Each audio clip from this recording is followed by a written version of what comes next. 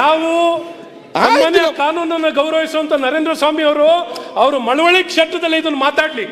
Sound ಅನ್ನ ನಾನು ನಿರ್ಬಂಧನೆ ಮಾಡ್ತೀನಿ. ಯಾವ ಮಸೀದಿಯಲ್ಲೂ ಅಜಾನ್ ಅನ್ನ ಘೋಷಣೆ ಮಾಡ್ಲಿಕ್ಕೆ ನಾನು ಅವಕಾಶ ಕೊಡಲ್ಲ.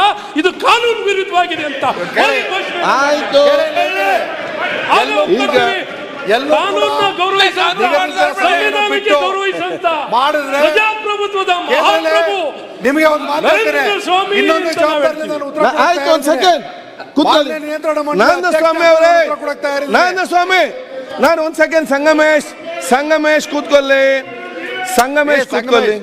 ಈಗ ನರೇಂದ್ರ ಸ್ವಾಮಿ ಅವರೇ, ಈಗ ನೋಡಿ, ಈಗ ಸುರೇಶ್ ಕುಮಾರ್ ಅವರು, ಈಗ ಚರ್ಚೆ ಬೇಡ.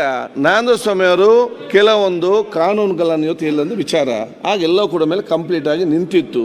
ಆದ ನಾನು ಈಗಾಗಲೇ ಹೇಳಿದಾಗೆ ಒಂದು ಕಡೆ ಕಾನೂನು ಇದೆ, ಇನ್ನೊಂದು ಕಡೆ ಸಂಪ್ರದಾಯ ಇದೆ.